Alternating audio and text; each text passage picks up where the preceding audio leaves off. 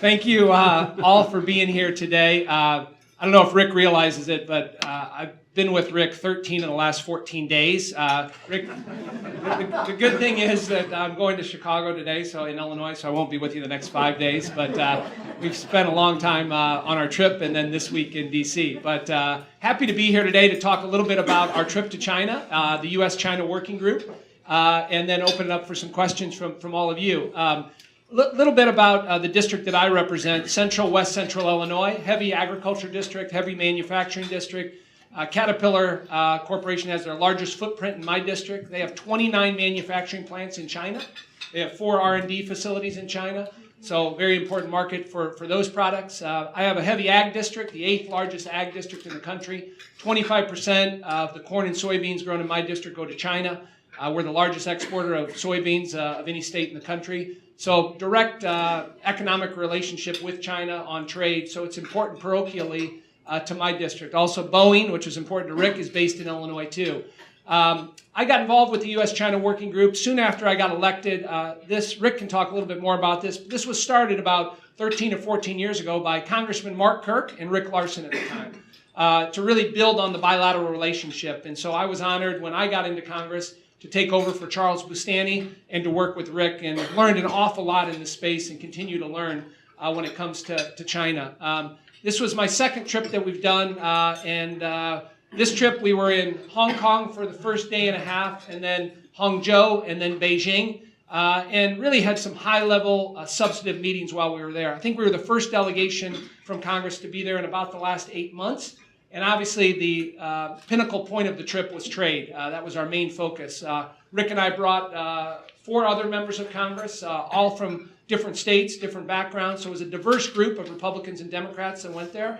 A couple things. We met with Ambassador Lighthizer before we left to kind of get the take from the administration on where they're at with the current trade negotiations. Just yesterday, we debriefed Ambassador Lighthizer and his staff as they were on their way to China with Secretary Mnuchin, and so it was a really good trip.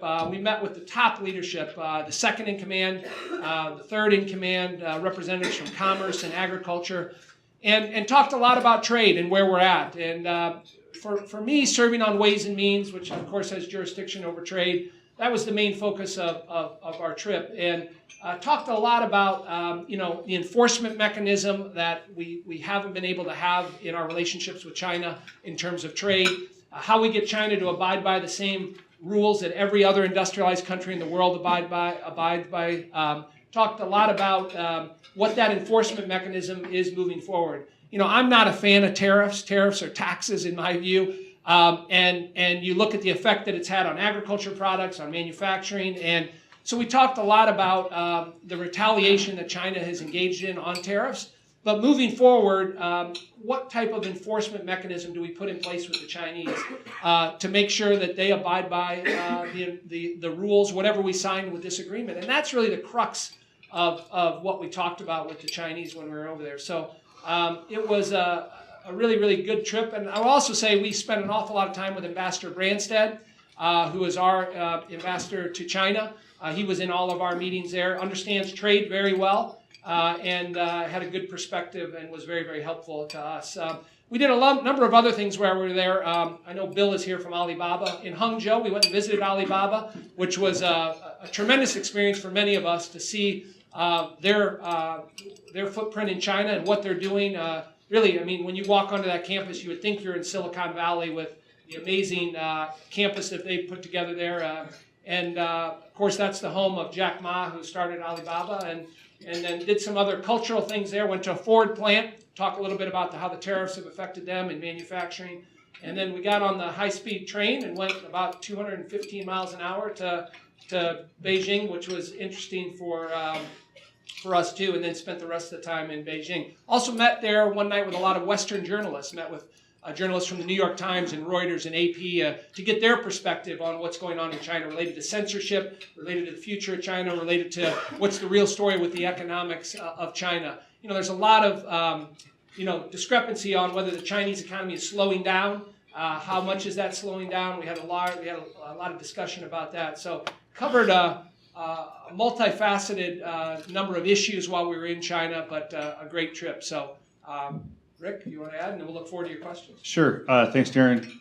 So I started the U.S. China Working Group in 2005 with Mark Kirk, as Darin noted, and I think going back to that point, and looking back on that, Mark and I created this group to try to find a place in Congress where we could talk rationally about the U.S.-China relationship, because we thought by the time it made it to the House floor, the time for rational talk had ended well before then. And as well, I think since that time, if you look at the relationship, and I use this analogy and used it in the trip, is that the relationship between the U.S. and China is like the U.S. stock market. It goes up and down, but it always goes up. But now we're definitely in a down cycle. And the other analogy is that I used last week was that it's like a roller coaster, and we're definitely in a down trough now in our relationship with the Chinese in a lot of ways. And a perspective on that is to think of the fact that in Congress there are national security hawks on China, there are trade hawks on China, and there are human rights hawks on China. And ne'er the three would ever have met. So long as they didn't talk to each other, they didn't realize they all hated China. And in the last couple of years, those three hawk groups have found each other and has created a different consensus in Congress. Excuse me. A different consensus in Congress on, I think, on where that center of gravity sits with regards to the relationship. And that was one of the messages that we gave to the Chinese leadership with regards to trade, and that is that there is a bipartisan consensus on the need for China to make some changes in its economic policies. Now, I think it's fair to say that some of us differ with the administration on their approach, but I left that at home. I didn't take that with me. I don't think it's appropriate to have that debate out in front of the Chinese in China. So we tried to stay focused on that bipartisan message of concern. That's why Democrats and Republicans were there together. The second message had to do with what we'd like to see, and that was in terms of structural reforms. And the third message was about enforcement, the need for an enforcement mechanism. And they would expect to hear that from Ambassador Lighthizer and from a bipartisan congressional perspective. Generally agree with that perspective. So we wanted to be there to support the administration's message while we were over there. I think just a few things about the trip. If you do travel to China and you just see Beijing, then you have a better understanding of Beijing, but not a very good understanding of China. And one of the things that we try to emphasize on these trips, we should point out, the National Committee on U.S. China Relations is a group out of New York that helps put these trips on for us, is that we try to get out of Beijing. I call it China's greatest hits, right? If you turn on classic rock radio, right, what's on, right? Stairway to Heaven, of course, every time. Followed by Freebird, followed by name your favorite classic rock song.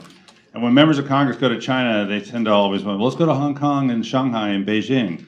It's like, well, you won't see China, but you'll see Hong Kong, Shanghai, and Beijing.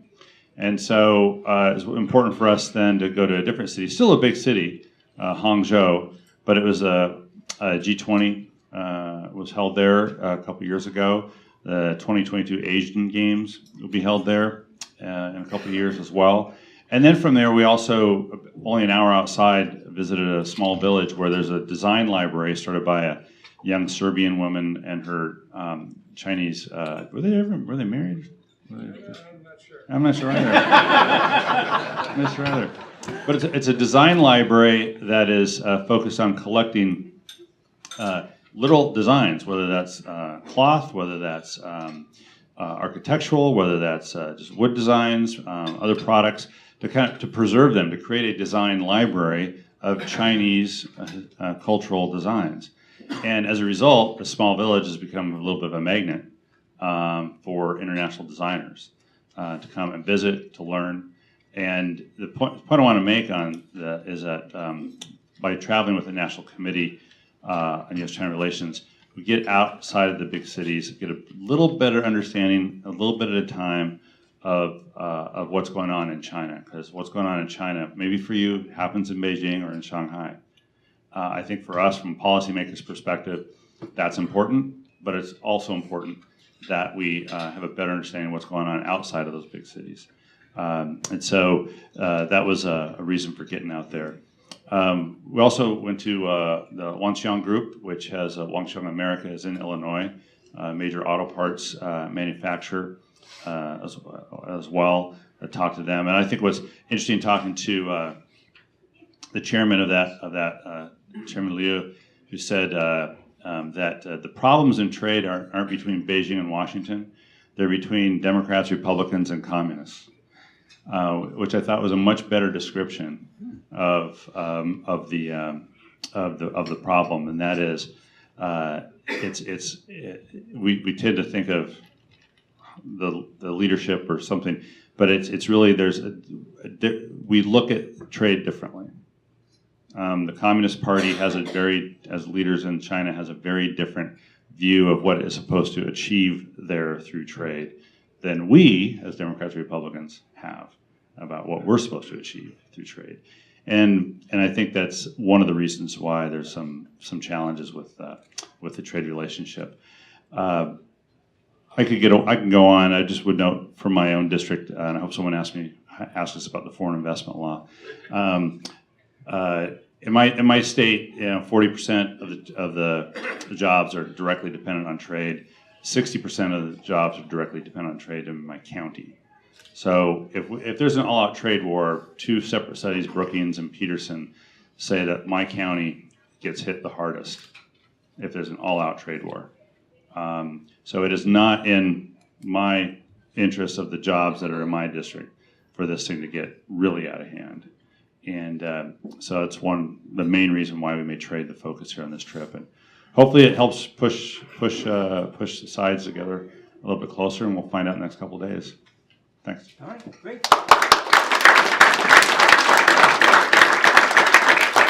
Kate, you did such a great job with your intro. You get the first question. Okay. I'm sure nobody else is going to ask this question, but especially with your conversations with Ambassador Lighthizer and his staff and Secretary Mnuchin now that they're over there, do you think the focus is more on addressing the tariff issue that we have right now, or much more about the progress for a bilateral trade agreement, or is does it have to be both? I mean, my sense is we don't want a purchase agreement, right? We can get a purchase agreement that could have been signed 6 months ago, right? We want substantive structural change when it comes to how the Chinese deal with us, and that's really the crux of what they're getting at. And so purchase agreement will be a part of that. They're going to buy more soybeans and corn and ethanol and DDGs and airplanes and all that. But, particularly on the technology side, you look at the forced technology transfers, you look at the data localization issue, you look at theft of IP, cybersecurity. I mean, those are really the issues on how you put an enforcement mechanism in place that works, right? When you look at any tech company that comes to the United States, I use this analogy all the time. If you're a tech company from another country, you come to the United States, you're treated like anybody, right? Nobody wants to know how you built your cloud services. Nobody wants to, delay your data from going back instantaneously. But in China, it's a different set of rules, really. And we hear that all the time from lots of tech companies. And so how do we get them to abide by those rules? And that's really what I think Lighthizer and Mnuchin are getting at. What do we put in place that causes them to comply? And, I think they're experimenting with some different things. The snapback provision that I've talked about. Nobody likes tariffs, but I think they're figuring out how do you use tariffs in a narrowly tailored way to be the club if they violate it, that, we can come back and get them to comply. So I think that's the crux of it. And how do you put that in place? And how do you get the Chinese to agree to that? There's no guarantee they're going to do that. We talked a lot about that. We definitely set the stage for what I think we want over there, what Mnuchin and Lighthizer want, but there's no guarantee that they will do that. And so I think, obviously, the negotiations this week, Leah He, who's their negotiator, will be here next week. So I think these next 2 weeks we'll know where we're headed. But I think the administration is prepared to continue on with tariffs. I don't necessarily think that's good for our economy long term. It's not good for my farmers. Ag economy is down about 13% over last year. So there's a lot of anxiety. There's a lot of stress out there because of the tariffs. So we'll have to see. But I think there's a narrow path to get this done.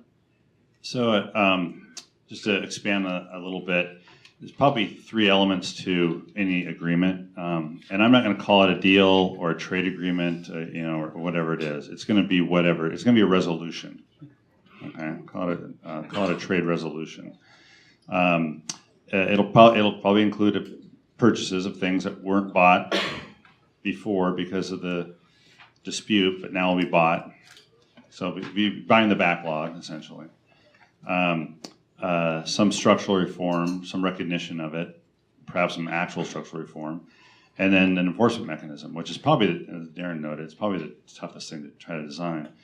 But I think that this week, our folks will probably hear a couple things. One is, I'll just answer my question that I prompted someone on the foreign investment law that they passed. There, for the first time, I've heard the executive vice chair of the National People's Congress.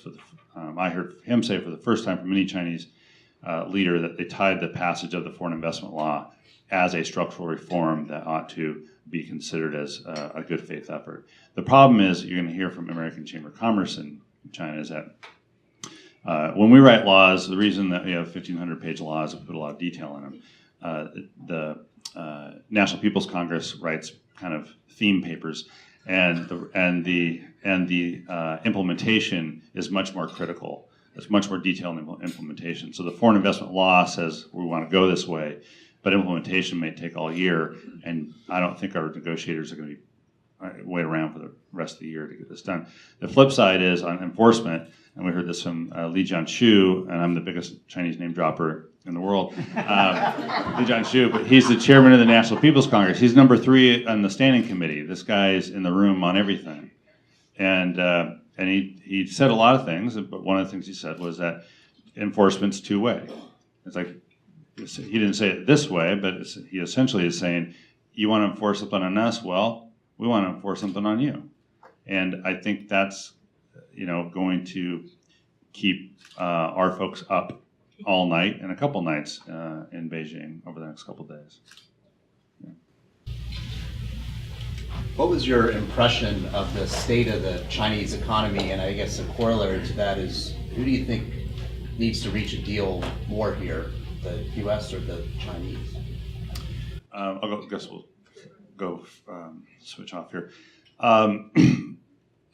My impression of the state of the Chinese economy is that it's not as robust as they're predicting. They're predicting a band of growth, 6 to 6.5%. It'll probably be less than that. Probably is less than that now. And the biggest driver of that isn't the tariff deal. The tariffs. It's local debt, provincial debt. The central government doesn't have a lot of direct control over provincial debt, and the provinces have a desperate desire to create jobs because that's what moves you ahead in the system there. Differently than it does here, obviously, but it moves you ahead in the Communist Party system, and so they're not as likely to follow national or central government diktat when it comes to debt, and that hangover on the provincial debt is a big problem for them. Now, add on to that, the tariffs, it becomes more of a problem. But the big driver on the underlying problem in their economy is the mass provincial debt. Yeah, I would agree with that. I mean, it's you're getting information from a communist country, right? And so to know what's real and what's not, and then when you add in the state-owned enterprises and how much they're subsidized, I think there's conflating of the numbers, which is clear. But I do think the tariffs have gotten their attention. Arguably the stock market has slowed down a little bit, and there are parts of the country where the tariffs have affected them. So I don't think it's the driving force for bringing them to the table, but clearly they want to resolve this in some way and get this behind them so they can move on. So I think the tariffs have been used to bring them to the table in a way that's different than the past. And I think there's an argument that, if you look at the last 25 years from, the different administrations, everyone talked tough on China, but in the end, you couldn't get anything done enforcement-wise, and we're at that point now, and I think that's not lost on Lighthizer. He's a smart guy. He's been through these wars before, that this is something we're going to change, definitively moving forward. We'll have to wait and see.